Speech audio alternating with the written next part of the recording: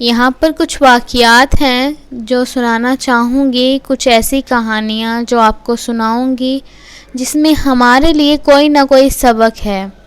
پہلی کہانی 40 سال کی ایک میچور خاتون لکھتی ہیں، میں نے اپنے شوہر کے ساتھ معقول زندگی گزاری۔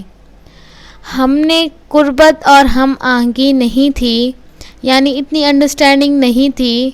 میرے شوہر کی شخصیت میں وہ مضبوطی نہیں تھی جو کسی عورت کے لیے پرکشش ہوتی ہے، مگر اس کے اچھے اخلاق کی وجہ سے میں یہ ساری باتیں نظر انداز کر دیتی۔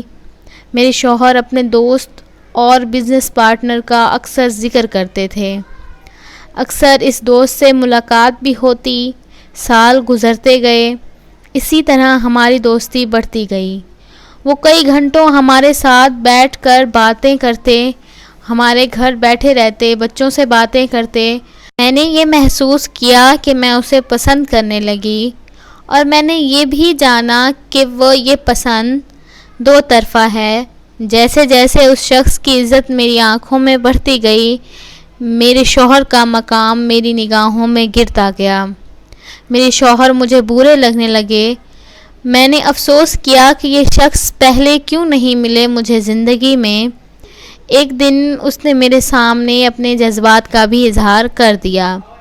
اب حالات اتنے بگڑ گئے کہ میں نے طلاق کا مطالبہ کر دیا، اور میرے شوہر نے مجھے طلاق دے دی۔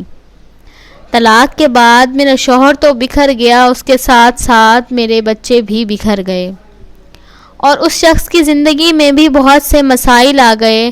جب اس کی بیوی کو پتہ چلا، اور اس کی شادی شدہ زندگی بھی خطرے میں پڑ گئی۔ اسی طرح ہم دونوں کبھی ملے ہی نہیں، کبھی اکٹھے ہی نہیں ہوئے، اور دونوں کی زندگیاں برباد ہو گئی۔